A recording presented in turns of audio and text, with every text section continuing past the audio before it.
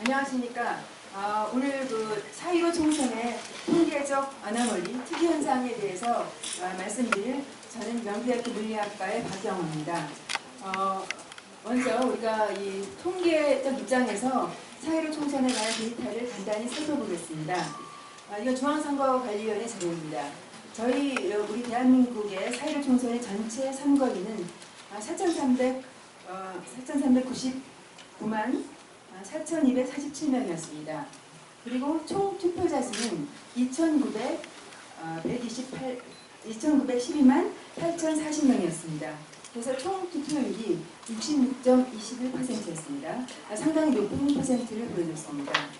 자, 저희가 사전과 그다음에 당일 투표가 있었습니다. 사전 투표에 1,174만 2,677명이 참여해서 26.69%의 투표율을 보여줬습니다. 4월 15일 당일에는 1,738만 5,363명이 참여해서 39.52%의 투표율을 보여줬습니다. 사전 투표와 당일 투표가 그래서 저 비율을 보면 약 40대 60, 4대 6의 비율을 보여서 사전 투표가 거의 제2의 투표 정도의 비중을 차지하게 됐습니다. 지역구 선거 결과를 잠깐 살펴보겠습니다. 사전 투표와 당일 투표 결과를 합쳐서 국회의원 선거 지역구 총 투표수는 2,912만 1,467명이었는데 그 중에 무효표가 약 30만 표가 나와서 유효 투표수가 2,874만 1,408표였습니다. 그 중에서 제1번 당이었던 더불어민주당이 1,434만 5,425표를 득표해서 득표율 49.9%로 차지했습니다. 반면에 2번으로 우리가 투표했던 미래통합당은 1,191만 5,277표를 득표해서 41.5%를 득표했습니다. 그래서 약 5대4, 6대4, 5대4였죠. 그래서 8.4%의 득표 차였는데 지역구 의석수에 있어서는 163대 84, 거의 2배 가까운 의석수를 더불어민주당이 갖게 됐습니다. 그리고 이제 정의당이 1.7%, 민생당이 1.4%, 기타 정당과 무소속이 5.5%를 득표했습니다. 자, 그러면 이제 비례대표를 잠깐 보겠습니다. 비례대표 선거는 투표자 수가 좀 다릅니다. 아마 제외 투표자 수에 있어서 조금 차이가 나가지고 투표자 수가 2,912만 6,392명이었고 유효 투표수가 2,789만 9,864표였습니다. 그래서 무효 투표수가 122만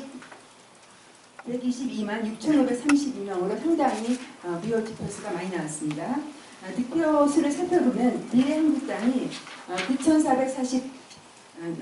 944만 1,520표로 득표율이 33.84%, 의석수가 그래서 19석을 차지했고요. 더불어시민당이 930만 7,112표로 33.35%를 차지해서 17석을 받았습니다. 정의당은 269만 7,956표로 9.67%를 득표해서 의석수가 5석이 됐습니다.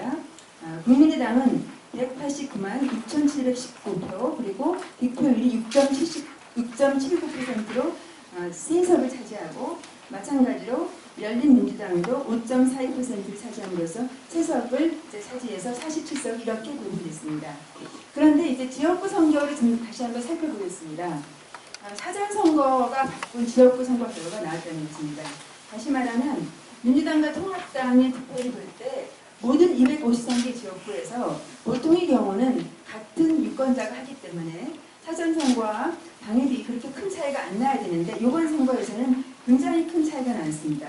그래서 전반적으로 당일 선거에서 미래통합당이 근소하게 앞섰지만 사전투표에서 20% 이상 민주당 후보가 득표해서 더 많이 득표해서 지역구 선거 결과는 민주당이 기록적인 승리로 끝나게 됐습니다. 그리고 24곳이 3% 이내의 그 차이로 당락이 결정됐습니다. 그래서 아까 말씀드린 것처럼 8.4% 득표율 차가 163대 84석의 의석 분포를 만들었습니다. 잠깐 그 퍼센트를 보면요.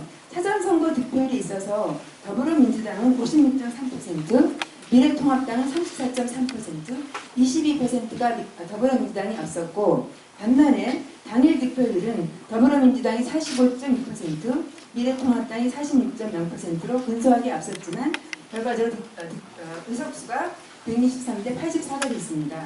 이런 것을 가장 극적으로 보여주는 것이 광진을 선거구입니다. 자, 광진을 선거구에서 여러분이 저 막대 그래프가 있는데요. 파란색은 민주당의 그 고민정 후보의 득표율이고, 네. 예.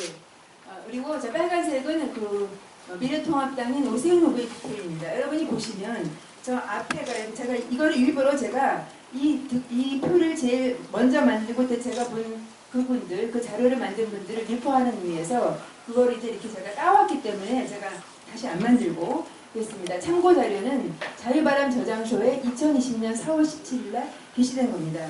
그래서 이 당일 투표에서는 오세훈 후보가 54%, 고민정 후보가 45%로 오세훈이 8.41% 이겼습니다. 반면에 사전 투표에서는 고민정 후보가 59%, 오세훈 후보가 29%로 또 18.1% 역전이 됐습니다. 결과적으로 2.6% 차이로 2.6% 차이로 고민정 후보가 당선된 경우가 되겠습니다. 자, 그럼 보통 다른 총선에서는 어떤 일이 일어났는지 살펴보기 위해서 2016년 총선을 비교해 보겠습니다. 이 자료도 자유바람 저장소에서 제가 먼저 받고 또 수치를 제가 검증해 봤습니다. 자, 2016년 종로에서요. 새누리당의 그때 오세훈 후보고 민주당의 정세균 후보였습니다. 종로구에서 결과는 새누리당 후보가 33,490표, 민주당 후보가 44,342표로 1번이었던 새누리당이 75%밖에 상대적으로 득표 못했기 때문에 민주당이 이긴 후보였죠. 그런데 선거일날 투표는 당일이죠. 25,931대 33,755로 이것도 역시 0.768입니다. 그 비율이. 또 관외사전은 2,164대 2,897, 비율은 0.747입니다. 관내사전은 5,117대 7,355, 이 비율은 0.696이 되겠습니다. 그래서 전체적으로 총합한 결과나 당일이나 그다음에 사전이나 거의 비율이 0.75% 비슷하게 있습니다. 반면에 올해 2020년 종로구 선거에 이낙연 후보와 황교안 후보를 보면은 결과적으로는 이낙연 후보가 54,902, 그 다음에 황교안 후보가 37,594를 얻어서 이낙연 후보가 1.46배 더 많이 득표함으로써 이제 거기서 이겼죠. 선거일 투표를 보면요. 4월 15일 이낙연 후보가 23,959, 또 황교안 후보가 22,486 해서 1.066배였습니다. 그런데 관외사전에서는 이낙연 후보가 6,472, 또 황교안 후보가 3,169, 그래서 이낙연 후보가 2.042배, 2배 이상 얻었습니다. 마찬가지로 관내사전에서도 이낙연 후보가 24,093, 그리고 황교안 후보가 11,777표를 득표함으로써 역시 여기서도 이낙연 후보가 2.046표 얻었습니다. 2016년 총선과 올해 총선의 비교를 굉장히 결과가 다르다는 것을 보여주고 있습니다. 자, 선거가 끝난 4월 16일 오후부터 여러 사람들이 통계가 이상하다, 여러모로 그 중앙선관위에 올라와 있었던 그 각 지역구별 데이터를 나름대로 분석해서 이제 올리기 시작했습니다. 그래서 가장 먼저 주목한 것이 서울과 인천, 경기의 사전투표에서의 투표율이 민주당 대 통합당이 이제 소수점을 빼놓고면 63대 36으로 똑같다. 이런 거였습니다. 이게 가장 빨리는 2020년 4월 16일 오후 5시에 올라왔다고 합니다. 그리고 이제 요 밑에 제가 좀 잘 안 보이지만 이게 지금 어디냐면은 그 뭐죠? 여기가 연수을이죠. 연수을에서 관내랑 관내에 그 관내사전과 관내사전의 비율을 보면은 민주당 후보인 정일영 후보와 위통당 후보인 민경훈 후보의 비율이 똑같이 0.39입니다. 자, 이게 뭐 이상하지 않아요. 뭐 0.39입니다. 그런데 여러 지역구를 보니까 이 0.39의 비율로 관내와 관내가 있었던 지역이 10개 이상 발견이 됐습니다. 자, 그런데 그러면 굉장히 중요한, 특히 제3당, 즉 1번과 2번이 아닌 다른 당이나 또는 무소속이 이겼던 그 지역구를 살펴보면요. 이게 이제 심상정 정의당 후보가 이겼던 지역구죠. 거기 보면 이제 이 심상정 후보는 그 사전하고 당일에 큰 차이가 없어요. 1%도 움직이지 않았습니다. 본인이 차지했던 득표율이. 반면에 그 민주당 후보와 통합당 후보는 약 8%, 9% 이상 움직였습니다. 그래서 이런 현상이 제가 또 더 좋은 자료도 있는데 제3당 또는 무소속이 이겼던, 무소속이 굉장히 중요한 플레이였던 그런 지역구에서 무소속이나 제3당 후보는 거의 득표수가 비슷하고 득표율이 1번과 2번 후보는 이 사전과 사후가 이런 식으로 10% 이상 이렇게 득표 차이가 나는 것을 이제 여러 군데서 봤습니다. 그래서 이제 참 통계가 이상하다. 저도 생각을 하고 했지만 이제 아까 그런 예를 들었지만 이 통계 확률적으로 이야기하면 그 서울과 인천, 경기에 이 사전과 그 사전 투표의 득표율이 민주당과 통합당이 똑같이 63대 36이 나올 확률은 확률적으로 보면 저는 1000분의 1 이나 됩니다. 1000분의 1은 굉장히 큰 수입니다. 그거는 현실에서 일어날 수 있어요. 그래서 그거는 일어날 수 있는 확률이라고 저는 생각합니다. 0.39가 나오는 것도 뭐 10번 정도 나올 수 있다고 생각해요. 그건 확률이 낮지만 있을 수 없는 일은 아닙니다. 근데 제가 이제 그 여러 사이트에서 올라온 데이터를 보면서 굉장히 이상하게 생각했던 것은 다음 페이지에 있는 이게 자유바람 저장소에 보니까 한 건데요. 서울이 424개동입니다. 거기서 무슨 그때 굉장히 이사가 그때 많았던 문정동을 제외한 모든 424개 동에서 그 민주당 후보가 사전 선거에서 차지하는 득표율과 그 다음에 당일 선거 4월 15일 날 내가 받은 득표율을 이렇게 비교했어요. 그래서 사전 마이너스 당일 선거 득표율을 이렇게 분포를 그렸습니다. 이게 이제 우리가 아마도 뭐 초등학교 때부터 나왔던 이게 막대 그래프입니다. 막대 그래프 해가지고 이게 이쪽이 0에서부터 쭉 퍼센트로 있어서 여러분은 잘 안 보이실지 모르겠지만 그게 0.5% 구간으로 그 예를 들어서 10% 이상 득표한 후보가 몇 사람이냐 그걸 이렇게 빈도라고 합니다. 빈도를 찍은 거예요. 저 제일 위에 보면은 약 12 정도 퍼센트를 민주당 후보가 사전에 많이 얻었던 지역의 선거 동이 약 50개 정도가 나오죠. 굉장히 많이 나왔습니다. 그래서 보면은 거의 11%, 12% 근처에 모여서 분포를 하고 있고, 요거를 어떤 하나의 그래프로 분사하자면 이제 빨간색으로 그린 종 모양의 그래프고, 이걸 우리가 통계에서는 정규 분포선이라고 합니다. 그런 모양을 보여주고 있어요. 그래서 이게 좀 굉장히 이상한 겁니다. 왜 이상하냐면 이제 보통의 경우에 사전 같은 유권자가 나와서 뭐 당일날 갈 수도 있고 그다음에 사전 투표에 갈 수도 있습니다. 그러면 민주당 후보, 구민정 후보를 예를 들겠습니다. 구민정 후보가 내가 이 광진에 대해서 받을 때 내가 사전에서 뭐 예를 들어서 60%를 받았으면 그 사람은 똑같이 당일에서도 60% 금방에 받아야 돼요. 뭐 63이 될 수도 있고 또는 65가 될 수도 있고, 그렇다면 또 다른 민주당 후보는 사전에서 50을 받았으면 또 당일에서는 49가 될 수도 있고 52가 될 수도 있고 그렇습니다.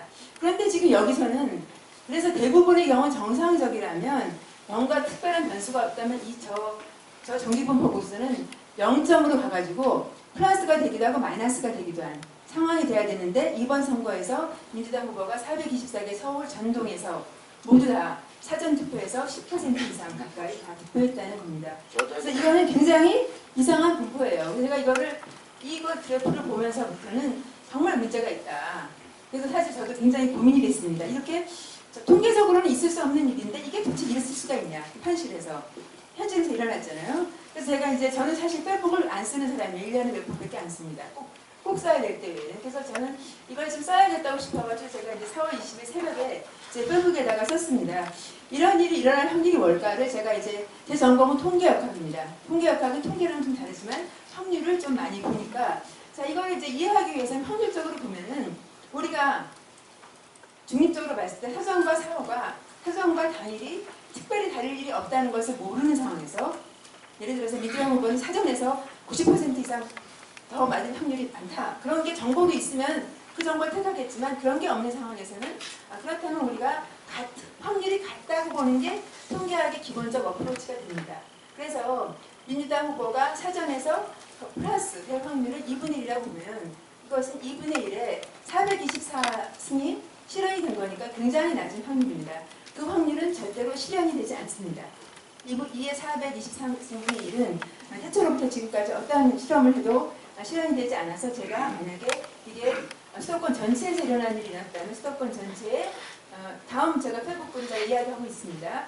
100개, 1000개 지역에서 일어나기 때문에 이것은 2의 1000승분의 1이고 이런 일이 일어나려면 1000개의 동전을 한꺼번에 던져가지고 동시에 앞면이 나오는 경우는 절대로 일어나지 않습니다. 그것은 현실 세계에서 어떤 일이 있어도 물론 제가 말한 것은 그 확률이 똑같다는 가정하에서지만 가장 우리가 이 문제를 어프로치하기 위해서 할 수 있는 가장 기본적이고 근본적인 확률의 어프로치는 확률적 접근은 확률이 같다고 보고 2분의 1로 둬야 되기 때문에 그런 관점에서는 이게 2의 1000승분의 1의 1이 되고 이거는 정말 일어날 수가 없다.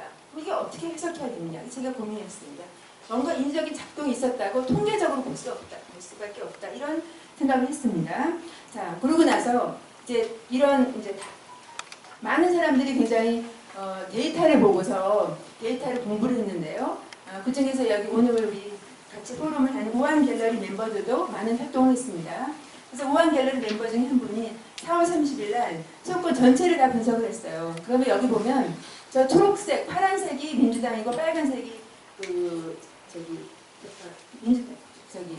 여기네요. 분홍색이 미래통합당인데 방향이 더불어민주당은 다 오른쪽으로 다 가 있고 또 이 미래통합당은 다 왼쪽으로 가 있어요. 그 말은 뭐냐면 사전에서 미래통합당 후보는 항상 더 적게 받았고 10% 정도. 또 반면에 더불어민주당은 사전투표에서 수도권 전선거 전 분면동에서 많이 받았다. 약 10%가량. 그 데이터를 다 확인해 주는 겁니다. 그래서 요거를 또 좀 더 보기 쉽게 또 이렇게 이렇게 데이터 분석을 한 분이 있습니다. 이것도 우한 갤러리에 4월 26일에 나온 그래프입니다. 그래서 아까처럼 종량만 분석할 게 아니라 전 선거구에 대해서 분석을 한 거죠. 굉장히 이게 뭐라 그러나 아주 굉장히 시간이 많이 가는 작업이죠. 이걸 다 분석하려면. 그래서 이건 서울입니다. 서울이 2016년도 그래프인데요. 여기 이제 빨간색은 그때 아마 새누리당, 파란색은 민주당, 더불어민주당, 그리고 초록색이 아마 무슨 뭐였죠? 국민의당 이런 겁니다. 노란색은 정의당입니다. 그러면 제가 일단 색깔을 보면 빨간색이 좌우에 왔다 갔다 합니다. 자, 노란색이 있는 당이 그게 0입니다. 그래서 해석을 하면 이 서울에서 어떤 후보는 지금 예를 들면 빨간색 새누리당은 사전에 더 많이 얻었고 사전 득표율이 더 많고 어떤 후보는 당일에 더 많았다. 그 왼쪽에 가 있습니다. 그리고 저기인 경우에는 더불어민주당 후보는 대충 서울에서 사전 투표에서 많이 얻었습니다. 녹색당인 그게 아마 국민의당은 당일에서 더 많이 얻었어요. 그래서 보면은 그런데 0 근처에서 이렇게 같이 다 분포해서 섞여 있습니다. 그래서 아까 이야기했던 종 모양의 분포를 얼추 보여주고 있어요. 그런데 올해 2020년 분포를 서울에 대해서 보면은요, 아까처럼 파란색이 이제 민주당인데요. 파란색인 더불어민주당 후보는 약 11% 근처에서 다 모여 있어요. 한 군데도 마이너스가 된 적이 없고 다 사전에서 10%가량 더 많이 득표했습니다. 반면에 거꾸로 미래통합당 후보는 다 사전에서 10% 이상 적게 받아가지고 저렇게 마이너스 왼쪽에 가 있습니다. 자, 그러면 나머지가 뭐냐면 무슨 약간 득표를 적게 받은 정의당도 있고 그 다음에 또 국민의당도 있고 또 이제 무슨 모든 지역구에서 후보를 낸 후보가 무슨 국가혁명 당이 있었잖아요. 그 당 무소속 이렇게 해가지고 그분들은 득표율 자체가 적었기 때문에 0% 근처에서 왔다 갔다 합니다. 왜냐하면 득표율이 작은 분은 그 다음 당일에서도 어차피 득표율이 10%가 20이 되지는 않거든요. 그래서 0% 근처에서 플러스가 되기도 마이너스가 되기도 하는데 그 후보의 숫자가 많지 않습니까? 250 그분들이 0 근처에 모였기 때문에 0점에서 저렇게 피크점을 보여주는 그런 거를 보여주고 있습니다. 마찬가지로 그거를 우리가 이제 다음에 인천을 보면요. 인천도 똑같습니다. 구조적으로 똑같고 마찬가지로 인천도 더불어민주당 후보는 약 10%, 11%에서 사전에서 많이 득표하고 또 미래통합당 후보는 또 사전에서 적게 득표하고 그 반면에 당일은 상대적으로 많이 득표한 거고 또 나머지 당은 거의 큰 변동이 없습니다. 마찬가지로 경기도 그렇습니다. 그리고 또 강원도 그렇습니다. 제가 뭐 다 안 보여줬지만 다 비슷해요. 약간 2016년과 2020년이 비슷한 경우는 전라남북도입니다. 전라남북도 강주는 거의 비슷하고 나머지 지역은 뭔가 그런 이 비슷한 구조를 보여줍니다. 자, 그래서 이게 이제 이 우한 갤러리 member가 이 광역선거구별로 보여져가지고 그러면 전국 단위를 한번 러프하게 보자 해서 1번, 2번만 이렇게 본 그래프가 있습니다. 이거는 미래한국이라고 하는 그 주간지죠. 여기에 박성현 서울대 통계학과 명예교수가 이렇게 게재한 글이 나와 있는 그래프입니다. 자, 이쪽에 왼쪽은 2016년 그래프입니다. 상대적으로 이게 이 그래프는요 마이너스 플러스 사인이 바뀌었어요. 그래서 당일 마이너스 사전을 했습니다. 그래서 민주당이 왼쪽에 가 있고 여기 통합당이 오른쪽에 가 있는데 여기서도 보면은 민주당이 좀 사전에서 많이 득표한 경우가 많아요. 그렇지만 그래도 0점을 통과해서 약간 오버랩이 됩니다. 그리고 그때는 미래통합당도 아니죠. 이건 색깔이 이게인데 새누리당이죠. 새누리당도 사전에서 많이 득표한 지역구가 있었습니다. 그래서 이렇게 오버랩이 되고 그래도 0점 근처를 중심으로 해가지고 이제 종 모양의 그래프를 보여주고 있습니다. 약간 벌어졌지만 그런데 이제 올해 거를 전국 규모로 그리면 저기 이 분홍색과 파란색이 완전히 갈라져서 0점 근처로 다 떨어져 있습니다. 그리고 각각 플러스 11, 마이너스 11 근처를 중심으로 모여있는 이상한 그래프를 보여주고 있습니다. 제가 참고로 비례는 이게 어디 발표된 게 없어서 제가 잠깐 살펴봤습니다. 다음 페이지에 보면은 올해 2020년 비례대표 선거에서 당일 득표율 마이너스 사전선거 득표율을 보면요. 이것도 벌어져 있지만 약간 거의 2016년 지역선거 비슷해요. 그러니까 이게 지금 민주당이 지금 마이너스 7 근처에 있고 통합당이 플러스 7 근처에 있으니까 지금 지역선거에서 벌어지는 것보다는 벌어져 있지 않은 것을 보여주고 있습니다. 자, 그러면 왜 이런 일이 일어났는지를 지금 이렇게 우리가 이제 추론하고 이해를 해야 되지 않겠습니까? 그래서 그러면 이제 여러 가지 자료가 있지만 제가 여러분한테 보여드릴 자료는 자, 선거가 끝난 다음에 중앙선거관리위원회가 사전선거에 대한 무슨 이렇게 여론조사를 했어요. 예를 들어서 사전선거 해봤더니 필기했느냐, 뭐 93%가 좋았다, 뭐 등등. 했는데 그 결과 중에 하나가 이런 거 있습니다. 당신은 왜 사전투표를 했는가? 거기 이유를 보면요. 개인적인 사정이 있어가지고 그냥 할 수가 없으니까 하는 사람이 41%예요. 응? 그 다음에 어디 근처에 갔다가 사전투표소 근처에 갔다가 그냥 간 김에 했다. 그런 분이 26%였고요. 그 다음에 이제 뭐 근무 출장 등으로 그때 못 가니까 내가 갔다. 이런 분이 15% 이렇습니다. 그 다음에 이제 언론 보도를 통해 가지고 뭐 갔다고 하는 분이 이제 7.5%. 그래서 사전투표를 하게 된 이유는 굉장히 본인의 사정에 따라서 했다라고 우리가 이제 유추할 수가 있습니다. 그리고 이제 중앙선거관리위원회에서 다음 보면은 사전선거를 누가 했는가를 발표한 이 그래프가 있습니다. 그래서 여기 보면요, 그 1,100만 명의 사전투표 중에서 이렇게 퍼센트가 있잖아요. 그 20대가 그러니까 10대가 26만 명, 20대가 172만 명, 30대가 149만 명, 40대가 207만 명, 50대가 257만 명, 60대가 361만 명.